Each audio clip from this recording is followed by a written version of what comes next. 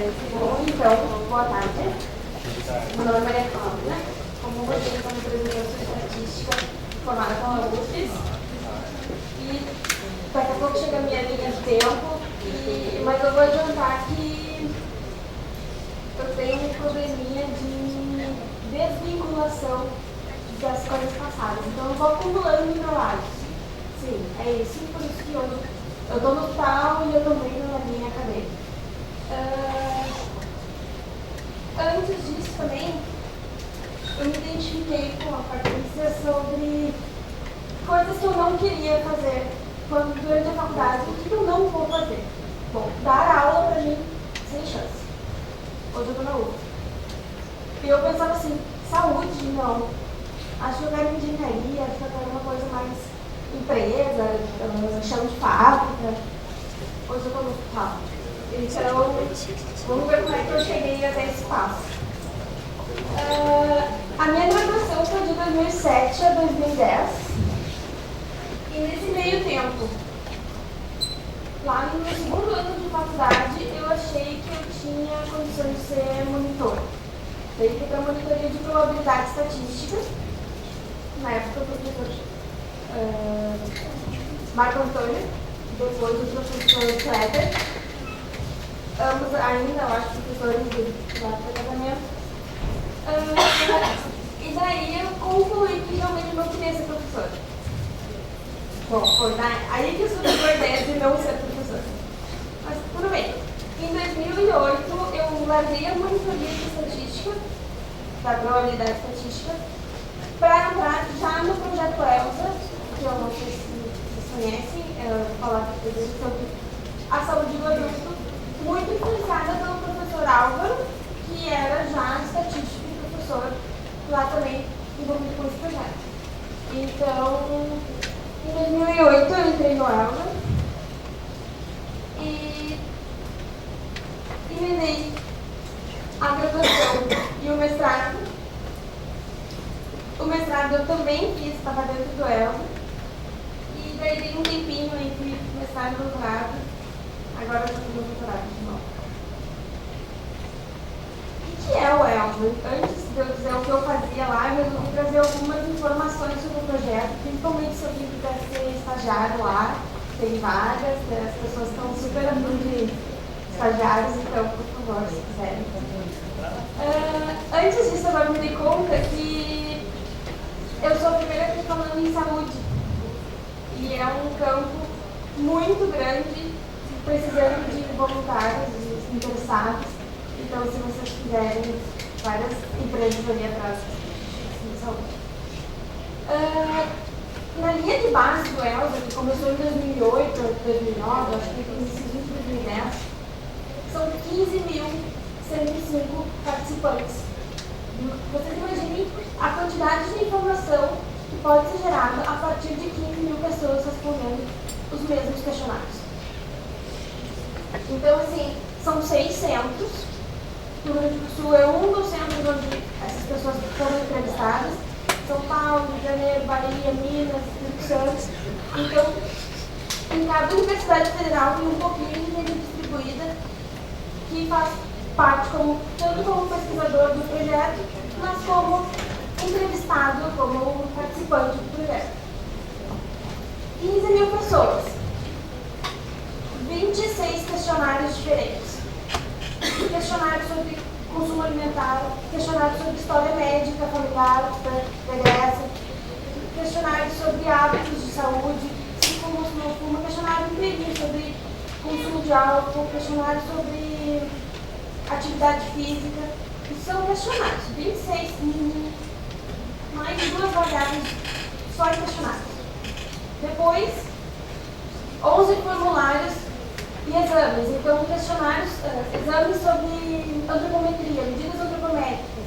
Depois, exame de ecografia, de retinografia, medidas de laboratório. Então, vocês imaginem 15.000 pessoas preenchendo todos esses questionários, fazendo todos esses exames.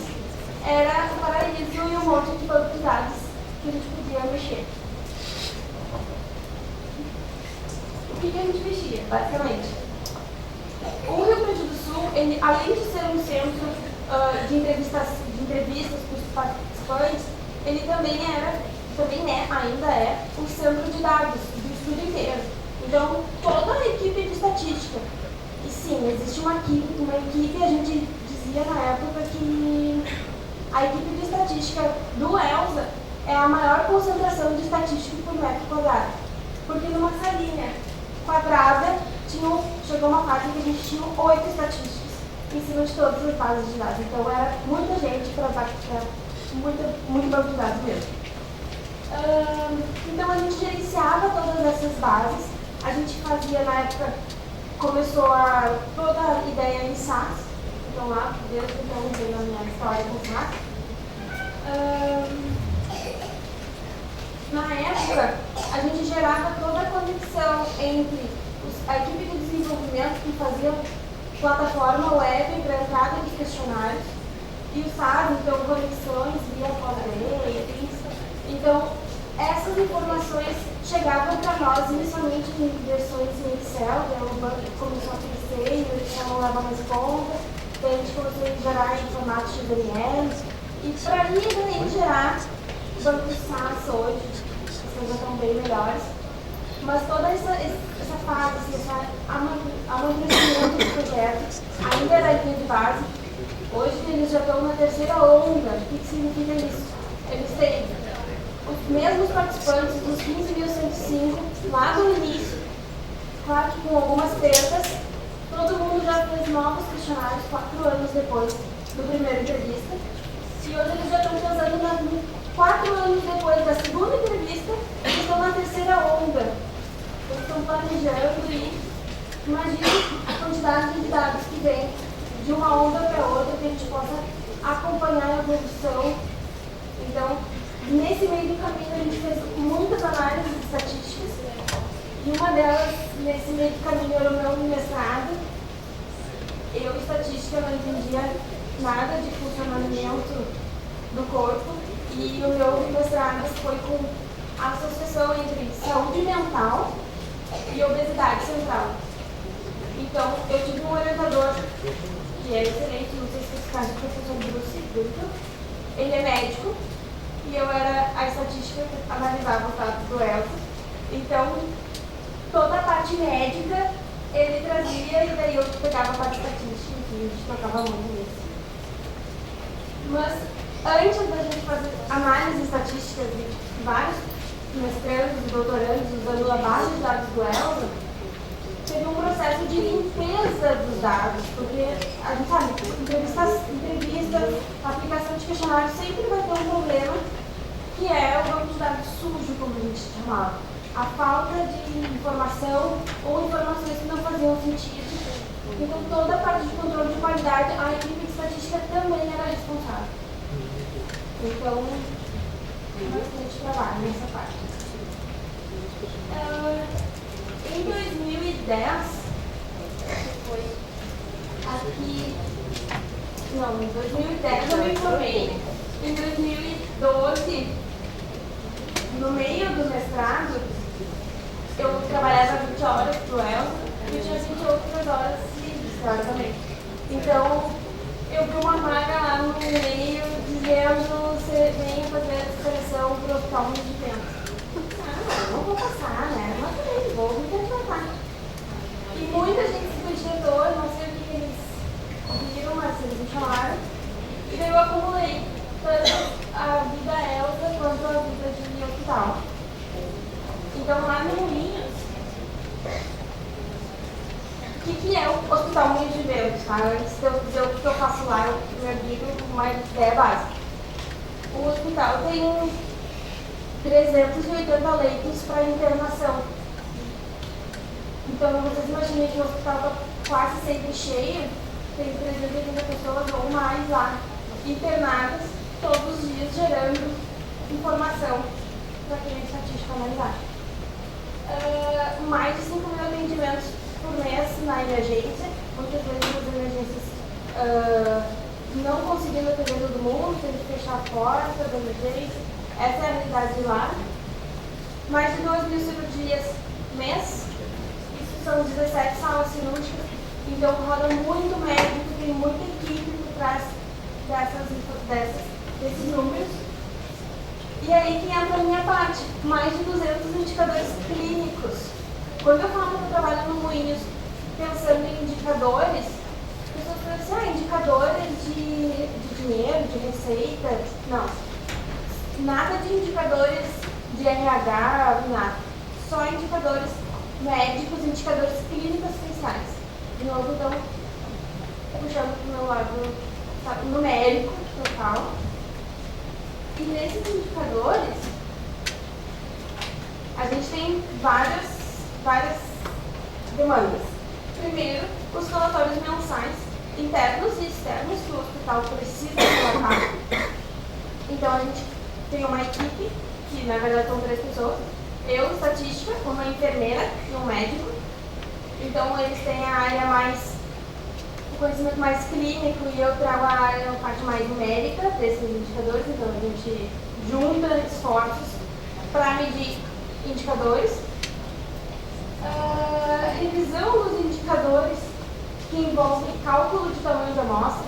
Então, assim, pesquisa de satisfação do cliente, lá do paciente. A gente precisa calcular a amostra de pacientes que vão responder o quanto ficaram satisfeitos com o atendimento do hospital. Inicialmente, eles tinham um número que eles achavam que valia a pena perguntar, o tradicional 30. Pergunta para 30 por unidade e tá bom.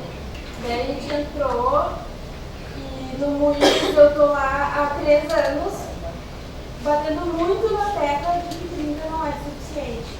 Ou talvez seja, mas vamos pelo menos fazer a conta de chegar à conclusão de que 30 pode ou não ser adequado. E também criação de indicadores estratégicos que até então o hospital não avaliava. Por exemplo, a taxa de ocupação. Existe recomendação nacional de taxa de ocupação. Então, o ideal seria que o hospital não passasse de 85% de ocupação, que tenha uma margem para qualquer problema. Então, a gente vai ver a taxa de ocupação hoje, o hospital está com 95% de ocupação. O que significa isso? Significa que ele tem um leito livre em todo o hospital. Qualquer caso grave que chegue lá, dificilmente a gente vai conseguir atender.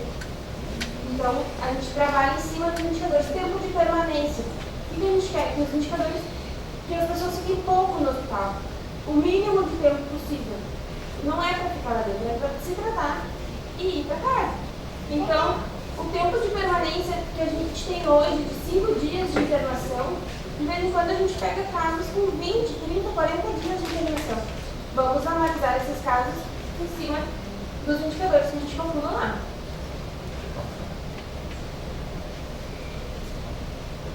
Mas além dos indicadores, porque eu entendo os indicadores como algo bastante automatizado, e o que ainda não está automatizado, a gente tenta automatizar.